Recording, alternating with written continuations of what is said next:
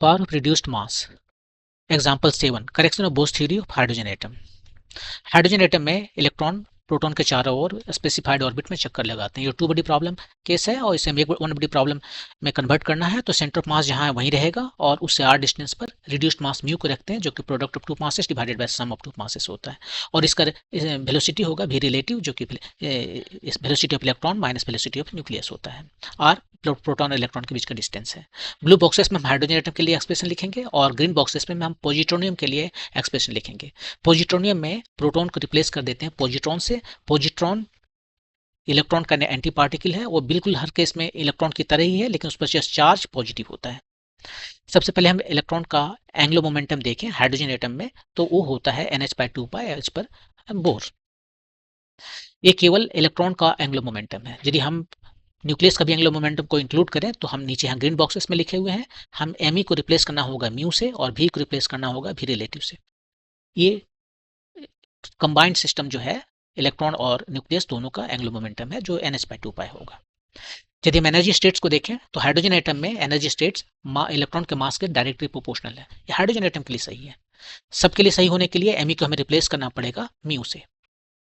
Positronium के case में mu का वैल्यू Me/2 होता है, तो इस तरह से En प्राइम का वैल्यू En/2 आ गया। आने की पॉजिट्रोनियम के केस में एनर्जी स्टेट्स, इलेक्ट्रॉन का एनर्जी स्टेट्स हाइड्रोजन के केस में जो एनर्जी स्टेट्स है उसका आधा हो गया। यदि हम रेडियस को देखें तो रेडियस 1/me के प्रोपोर्शनल है। ये हाइड्रोजन एटम के लिए सही है, लेकिन सबके लिए सही होने के लिए हमें Me को रिप्लेस करना पड़ेगा म्यू से, जो यहाँ पर ग्रीन बॉक्स में किया हुआ है। पॉजिट्रोनियम के लिए म्यू के वैल्यू Me/2 है, तो इस तरह से Rn prime is 2 times Rn आया। यानी पॉजिट्रोनियम के केस में रेडियस, इलेक्ट्रॉन का रेडियस हाइड्रोजन के केस में इलेक्ट्रॉन का रेडियस का डबल होता है। देखिए यहाँ पर हमने न्यूक्लियस को रिप्लेस किया है प्रोटॉन टू पॉजिट्रोनियम, जिसमें का चार्ज सेम है लेकिन केवल मास चेंज हो गया है और उसका एनर्जी स्टेट्स आधा हो गया, रेडियस डबल हो गया। यदि हम हाइड्रोजन एटम में इलेक्ट्रॉन का स्पीड देखें तो वो कांस्टेंट होता है, वो डिपेंड नहीं करता है इलेक्ट्रॉन के मास पर। ये 100% सही नहीं है। हाइड्रोजन एटम के लिए ठीक है, लेकिन 100% सही नहीं है। ये एक्चुअली यहाँ पर जो एक्सप्रेशन आपको दिख रहा है वो रिलेटिव वेलोसिटी है इलेक्ट्रॉन का विद रिस्पेक्ट टू न्यूक्लियस।